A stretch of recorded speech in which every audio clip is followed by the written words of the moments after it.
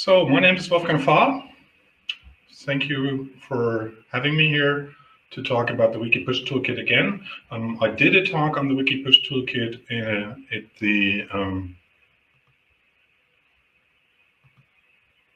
there says you should need to click share audio. Is that still valid or do you hear me?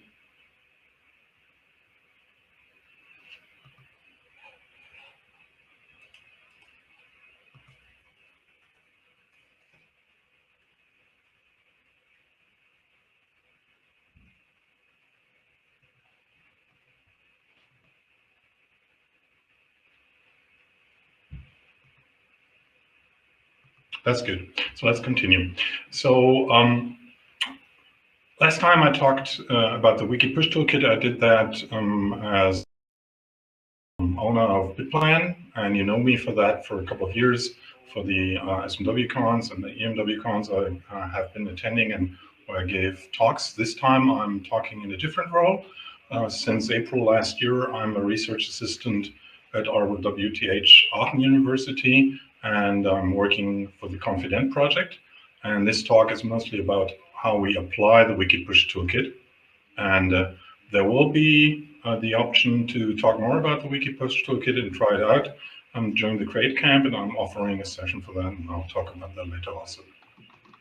So if you want to get in touch with me, you can use both addresses. They are RWTH Aachen email address and the info@bitplan.com address.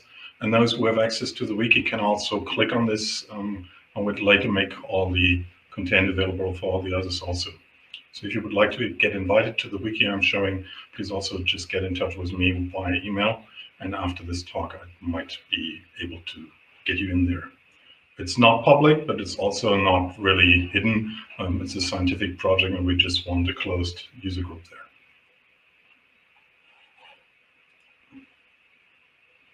So the project we are talking about is the ConfIDent project. And ConfIDent has its own webpage, which we can open. So it's a service for open research information on conferences. We're talking about scientific events. Those have been held since the 16th century. And there has recently been a rise in the amount of conferences being held worldwide. I assume at this time that we see about 15,000 scientific conferences being held every year.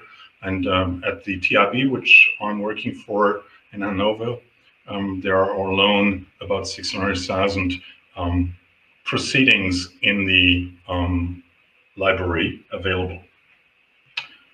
What I'm talking about is also available as a GitHub project. So this is the open research project on GitHub. It's been there for many years, but we recently revised migrating our content, which is on the open research Semantic Media Wiki. That's a wiki we're going to talk about. And if you want to learn more about that project, you can also go to the GitHub project. The idea is that the ConfIDent project will build on open research. Open research is a pretty early semantic media wiki. I think it was started in 2008, and that's just like 2 years after MediaWiki came up, if I remember right, and Semantic Media Wiki was not very old at the time. And it's been growing. Actually, here on the screenshot, you see some 8,000 something events, and by chance, I think we are at 9,000 today. So it's exactly 9,000 events in open research now, coming out of 1,000 different event series. And you'll find conferences there on different topics. You can click on a topic here and say, hey, would I be interested to visit the ACM ME22 which is the 19th Asia Conference on Mechanical and Materials Engineering. And then you can look into the details, where it's happening and what it's about and whether you'd be interested in. Maybe attending, that's what researchers are doing. They want to publish their results, and conferences are a good means for that. Open research has been a crowdsourcing platform for gathering such events for many years. And when we started ConfIDent, we were having slightly different growth goals. Our project is DFG funded. It's a library infrastructure project. And the idea was to supply scientists with a platform that supports them in any way they would profit from. And we can think up of things that are important for that. One of the most important idea we have is using so-called persistent identifiers. I'm not going into too much detail there, but usually if you publish a paper, it would have a so-called DOI, which is a persistent identifier. Conferences don't have something like that yet, but we would like to change that. This talk is a bit more technical, so we are diving directly into how we represent our knowledge in Semantic MediaWiki. Those that have been using Semantic MediaWiki for a while already are familiar with the concept of triples. You can click on these things later if you would like to know how that works. And a typical triple in our wiki would be ECIR 2019 is in the series ECIR. So it's one conference which is part of a series, and that can be described with such a triple. Now we've got images, and the interesting thing here is we don't have that many images because for scientific conferences we don't really keep image information. Mostly, if we have image, it's logos, or it might be things we want to explain, or part of the software, and maybe every once in a while a PDF file, but that's not the core of what we're doing. There might be free text. So if you look at a conference description like this one, ASBI 2009, and I look into the source code, and you see it's got an event description here, and then we got lots of free text. So, and for instance, for us, something like this is a bit problematic, and you'll see in a second why that is so. This information is in free text, and if we want to handle it, it shouldn't. Only the triples are easily usable by the computer software. So a triple as ASBI 2009 has WikiCFP ID 3845, which is actually in here. See it here? That shows, if I don't go into the source code version of it, as a proper link.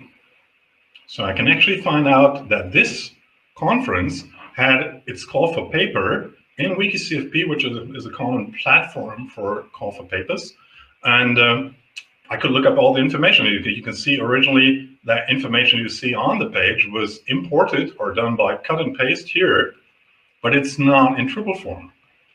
That's kind of a bummer for us because we want to know certain things. We actually want to know the provenance of data to make sure that the quality of data is high. So we would love to know where a conference was indexed. So as soon as the conference proceedings are published, it will usually show up somewhere, like in Springer or in an open source publishing framework or whatever. And that's very important to really find the conference papers, and especially if people start referencing each other and saying, I'm citing a paper from a different conference, they might even name the conference, and currently they can only do that by naming the paper, but not the conference in the context of the paper. So if I would like to have something like an ID of a conference, its call for paper ID, like this one, would already be useful, I'm sorry. I have to go back. And it depends how you get that. So if we look at this screen here, no, didn't work. I cannot make that bigger, I'm sorry. Here is a URL in the screenshot, but this screenshot consists only of pixels, and somewhere, which you can even see, there is a 3845, and it would be pretty hard for the computer to find out that information because you would have to use optical character recognition. For a human, if you zoom this in, it might be readable, but for the computer, it's not. So what we really need is to make triples from that information. So the number is also here. I'm sorry again. Here is your number, 3845, and we'd like to have it here, 3845. That would be the first step. It's a so-called in-text annotation of Semantic MediaWiki, and now we'd have it as a triple, which is also not good enough. The really good way to do that is to use the so-called WikiSyn format. I'll open that page, but not go into too much detail for that. WikiSon is called the Wiki Simple Object Notation. And the idea would be that you can describe things like book, Lord of the Rings, something that would be parameterless, or you do it with parameters. And people who know this say, hey, that's not WikiSon, that's just a regular semantic MetaWiki template. Why are you calling it WikiSon? I'm calling it like that because I want to use it in a certain way, very consistently, and saying, I want that every label here shows up as a property, if it would be run well, exactly with the name I'm using here. So that means you need a naming convention. And when you listen to the talk by Yaron a few minutes ago, he was simply pretty much saying the same thing, that it is easier to do that. If you do that with a template, you have the chance to check your parameters, because now a piece of software might be running in the background. You could call a RESTful service or a PHP extension, or you could call some code and actually do something about checking whether the 3845 is available. For instance, you could check, is there actually CFP on that in my database or on the internet? So that's why we had like tickets here, which you would be able to follow in our open source project for fixing these things. First thing we did, hey, why don't we change the design of the whole show? This was a wiki we did last year, which took data from Wikidata instead of our database, and we looked into the design and thought, hey, how could we improve that? That was one of the parts. But also we have a task of making sure that all the data that we have there since 2008 is being taken into the new version, which might look like this or differently. And for that, we created a copy of the wiki. Now, how do you copy a wiki? Usually people will use the MetaWiki tools for that.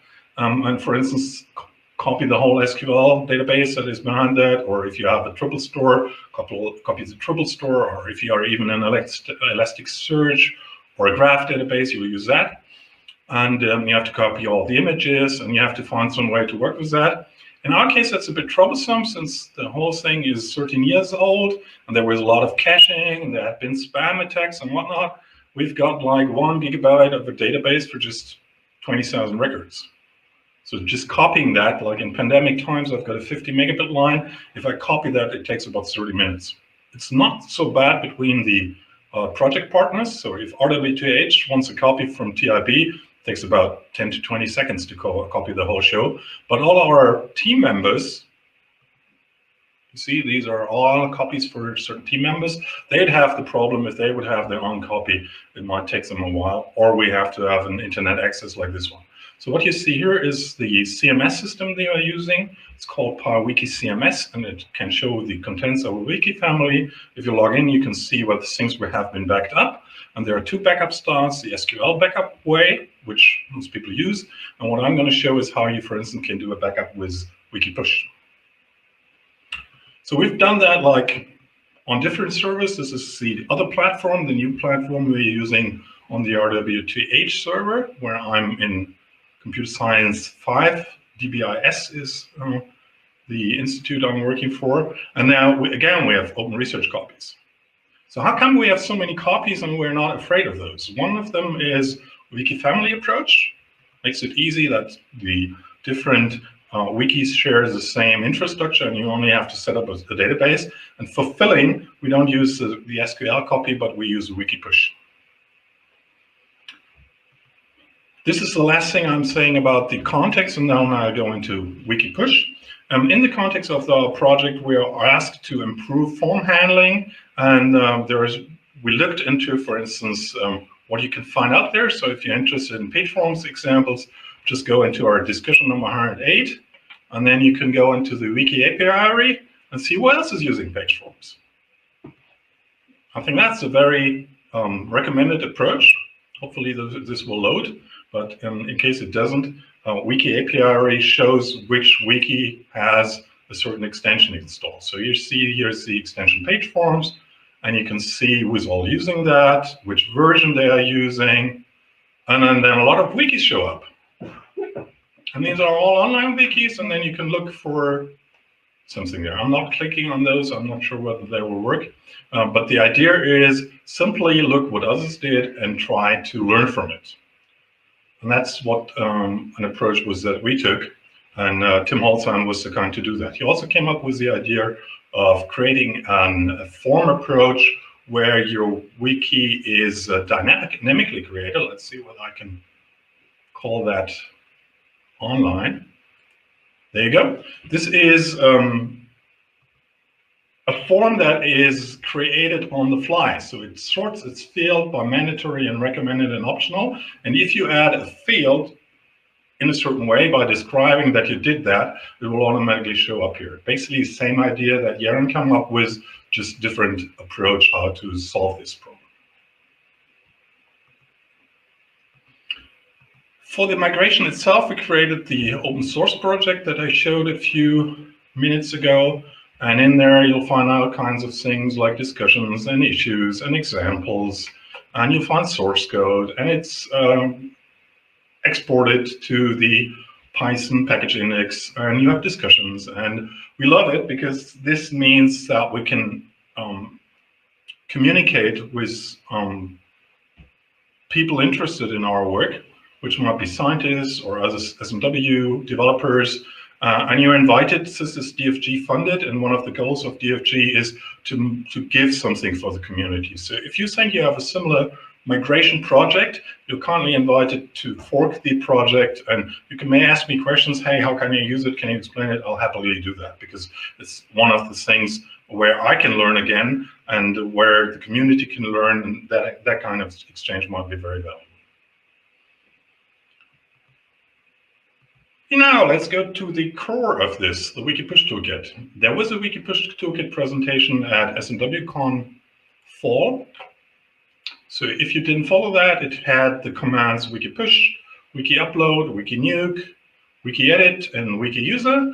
And it was the start of a set of command line tools that were basically replacing an extension that Jaron did many years ago, where you did things inside the wiki, and our idea was differently. We thought, why not do it on the command line and allow to use queries for the selection of things and give you feedback on what worked and what didn't work, and so that you can use standard Unix tools.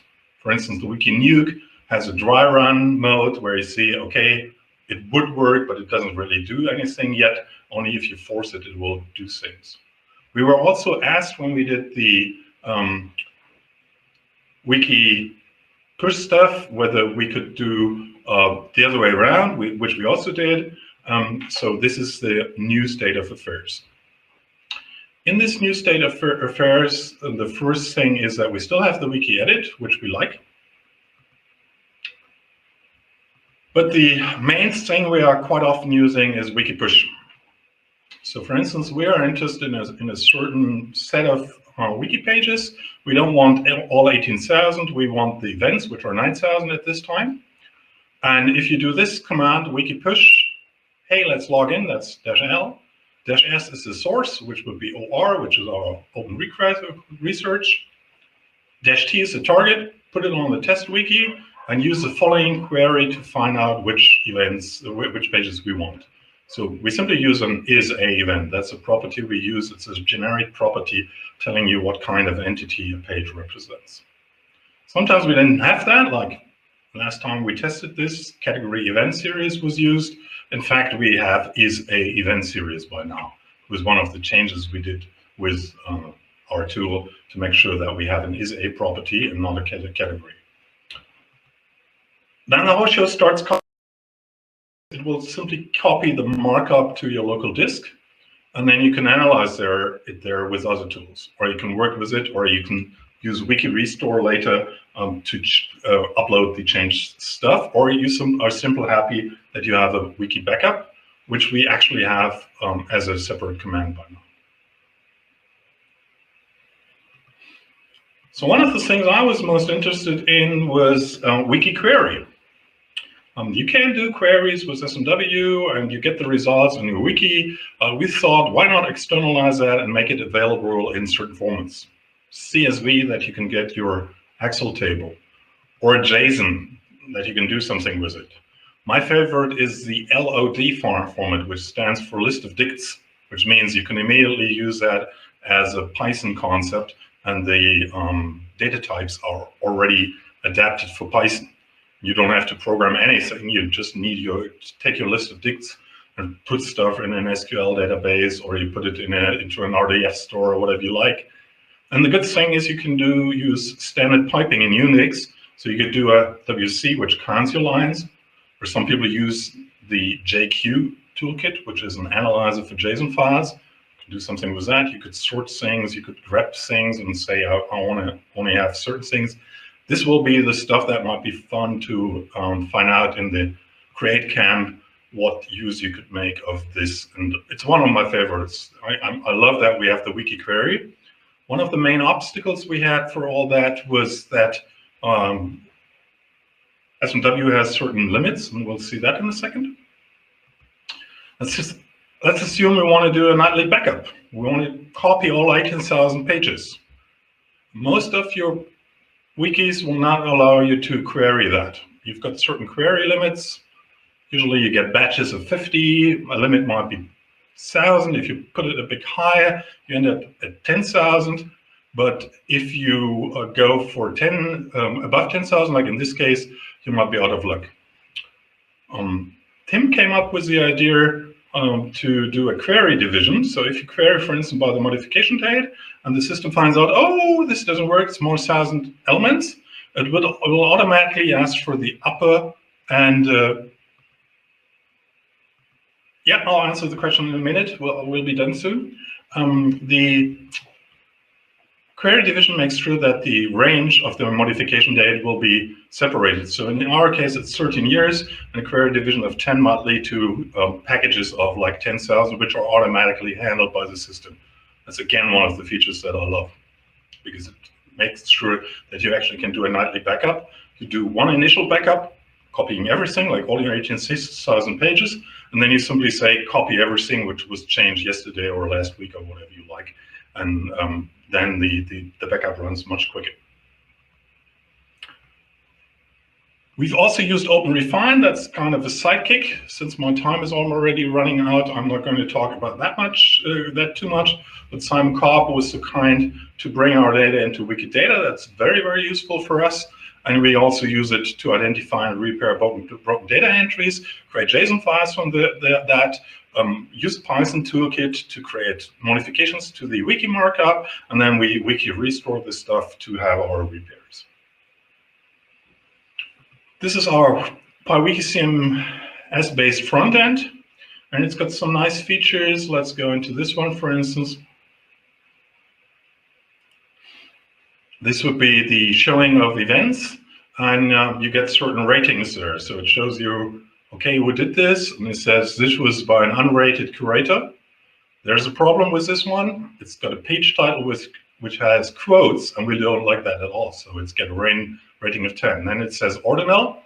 The ordinal is missing, so we don't know what kind of conference that is. Let's see what's in there. This was the 13th, but if you go to the form, it doesn't have the ordinal. You see it's missing. And that's a complaint. It should have an ordinal. The date is okay. And then we've got the acceptance, which we are interested in, where you calculate how many papers were submitted and how many were acceptance. And this one obviously seems not to have these fields. Both fields, submitted papers and acceptance papers, are not available. If you cannot read that, I'm reading that to you. And that's one of our favorites also. Yeah, I think we're pretty much through. We've got some sample copies there, but I'll happily answer questions now. So what should I answer? The difference between Wikison and standard Wikitext with templates calls is just how consistent you are in the usage. I know many people who use templates and then start calculations while handling the templates, and you end up with other data than you put in. So you might put in like from to, and you calculate an age, and the property is set to age. That's not allowed. If you have an age, you should say age equals something, and then I know, okay, this is the information you're interested in. Where can these tools be downloaded? So the best part, starting point for you is just your openresearch.org.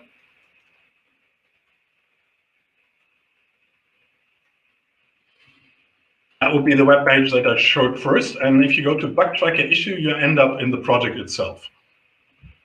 And obviously this is for issues, but since it's a project, you can click on the project and that has a README, and that will lead you out everywhere else.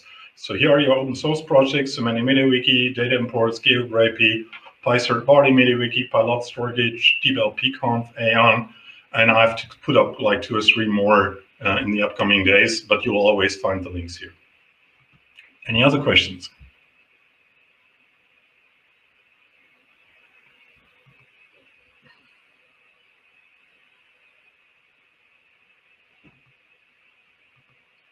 Would it be helpful to be directly query the free text of the page? Sort of. It's not so much a pain point for us because the Unix tools can do that easily. You can use any Unix tool to query your wiki stuff.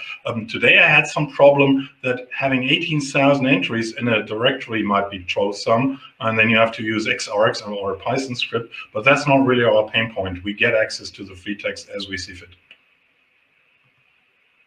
The problem is the natural language processing in there. Knowing that there is some text is something different than getting the semantic content out of it.